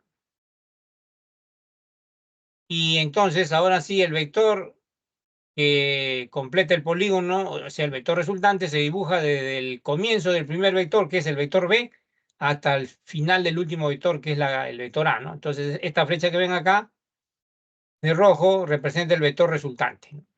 Y es un polígono, ¿ven? Y es fácil determinar la magnitud del vector resultante porque nos ha salido vertical, así que basta contar cuadros. 1, 2, 3. Entonces, 3 unidades, pero una unidad equivale, por el dato del problema, a 5N, ¿no? 5 unidades de fuerza. Entonces, 3 por 5, ¿cuánto sale? 15, ¿no?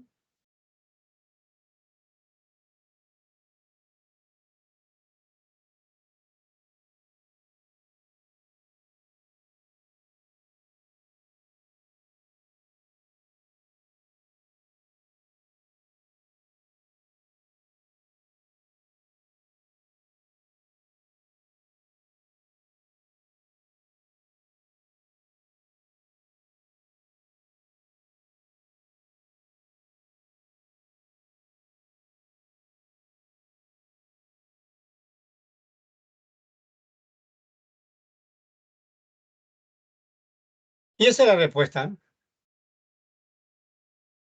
Un problema 6. Profesor, disculpe. Sí, ¿Curso sí, se puede empezar en cualquier parte o la parte que tenga más sentido? en la parte que más te sea sencilla, ¿no? Por ejemplo, aquí lo ha empezado por B, ¿no? O sea, por acá ha empezado, mira. Vamos a poner otro color acá. Por acá ha empezado por B, ¿no? Por acá ha empezado. B no lo ha movido, ¿no? B está acá, ¿eh? Ahora, también puedes haber empezado por C, ¿no? A partir de acá. Después D, después A, después de A puedes poner B, ¿no? Y vas a llegar a la misma resultante. Vamos a suponer que hemos empezado por C, ¿ya? Mira, C, después D, después A. Después de A, ¿quién sigue? B, pues, ¿no? B. B sigue, ¿no? Entonces el B lo tengo que trasladar. Entonces, unos 3, a ver, y unos 2, ya. Acá está el B. Lo traslada. Este es el B, ¿eh? El vector B. Y el vector resultante, que es el vector de rojo, ahora va desde el comienzo del vector C hasta el final del vector B, que ha sido el último que he dibujado, ¿no? ¿Ves? Es la resultante. Y nuevamente, ¿cuánto nos sale la resultante? 1, 2, 3, pues, ¿no? 3 unidades, ¿ves? No importa por dónde empiezo a dibujar un vector a continuación de otro. Puedo empezar por A también, ¿no? Ya. Van a llegar a la misma resultante, ¿no? En este caso, el polígono es C más D más A más B, ¿no? Y la resultante que cierra el polígono es esta otra de rojo que está, ¿no? Ya, esa es la regla del polígono, entonces. Ok, profesor. Gracias. El penúltimo problema dice, se tienen dos vectores de magnitud constante, se sabe que la resultante máxima tiene una magnitud de 20 unidades, si la relación de las magnitudes es de 1 a 3, determine la magnitud de la resultante mínima. Entonces ya sabemos que cuando nos dicen resultante máxima y mínima se refiere a vectores paralelos, ¿no? Resultante máxima significa que la suma de las magnitudes nos debe dar el 20 que dice el dato, ¿no? Entonces cuando la resultante es máxima, significa que los vectores son paralelos en el mismo sentido, así que se suman las magnitudes nada más, ¿no? Ahora, el otro dato es que están en la relación, ahí está la figura para que lo vean. Ahora, el otro dato es que están en la relación de 1 a 3, ¿no? Por ejemplo, si A y B son los vectores y A es mayor que B, entonces, como están en la relación de 1 a 3, entonces el vector A es 3 veces B, pues, ¿no? Siempre que A sea mayor que B. Entonces este es el otro dato.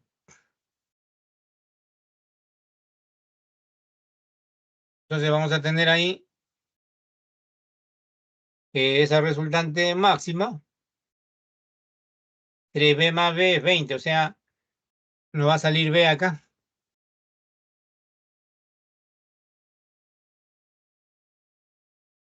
5. Y como suman 20, A debe ser 15. Entonces la resultante mínima es la diferencia entre la mayor menos la menor. La mayor es A, pues, ¿no? La menor es B, ¿no? Entonces la resultante mínima es cuando los vectores son paralelos en el sentido contrario, ¿no? ¿Ya?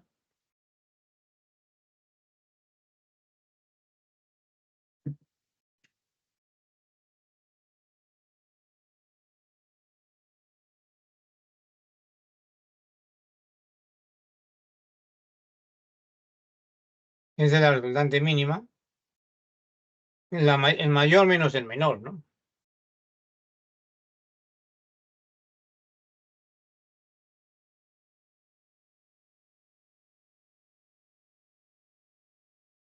Bueno, en realidad no es así acá. La flecha de rojo es al contrario, es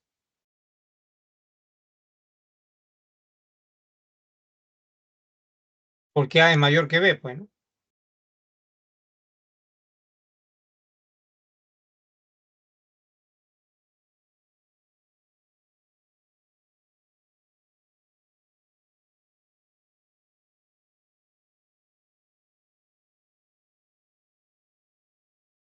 Así es.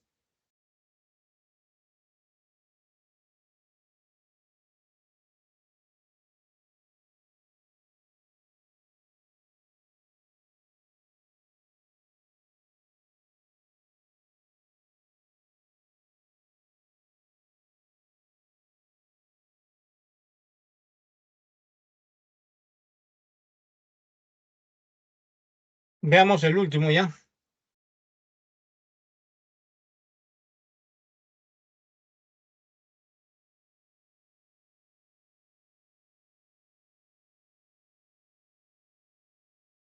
Dice, un caminante deja un campamento y utilizando una brújula camina 9 kilómetros al este, 4 kilómetros al norte y por último 5 kilómetros oeste, 53 grados norte, ¿no?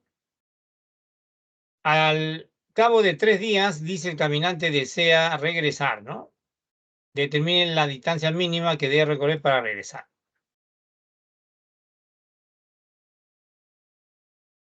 Estos son los puntos cardinales, norte, sur, este y oeste. Este es el campamento. Primer desplazamiento hacia el este, 9 kilómetros. Segundo desplazamiento, 4 kilómetros hacia el norte. Y el tercer desplazamiento es 5 kilómetros oeste, 53 grados hacia el norte, ¿no? O también se puede decir 5 kilómetros hacia el oeste, 53 grados al norte, ¿no? Entonces, la distancia mínima que debe recorrer para regresar es la línea recta, ¿no? Que ven ahí. Esa es la distancia mínima. Ahí puede trazarse un vector resultante.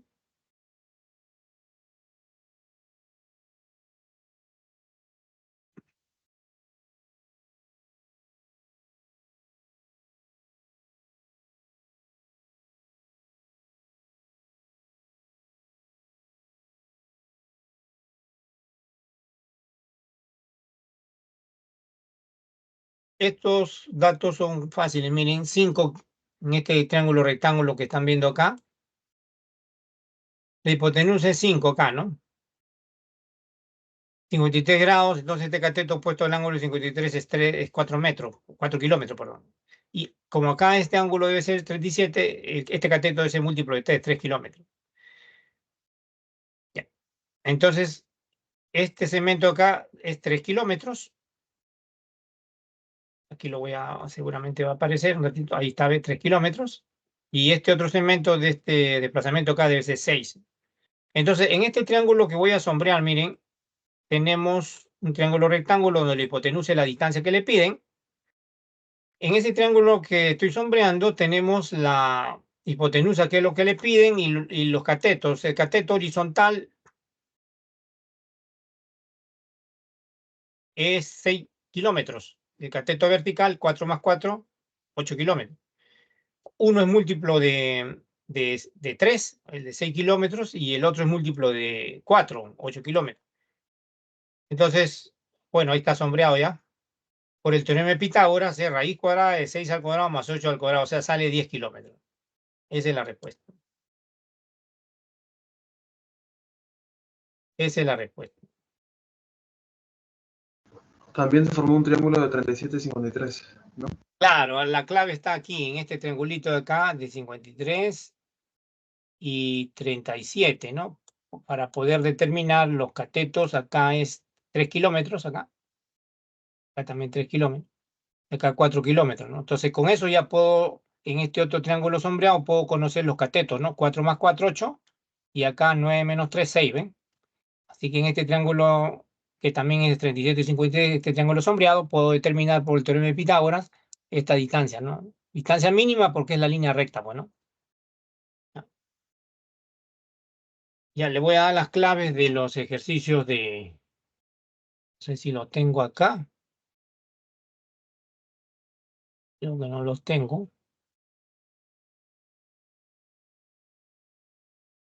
A ver, voy a ver ya. Un ratito, rápidamente voy a ver acá. Semana 1, ¿no? Sí, sí está.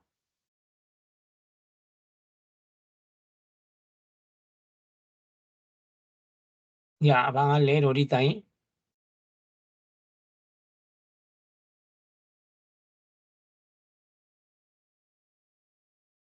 Ya, acá está.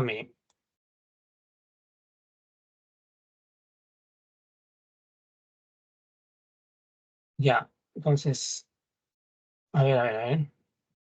Voy a borrar acá.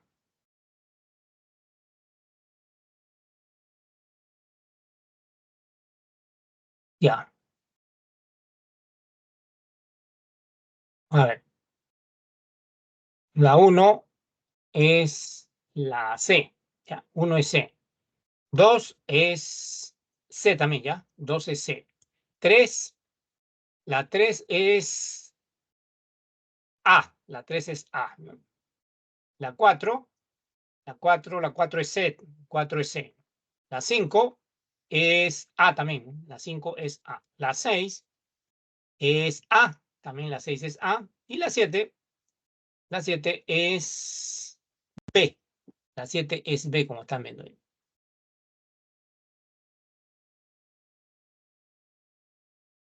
Bien, entonces, gracias por su atención. Será hasta la próxima.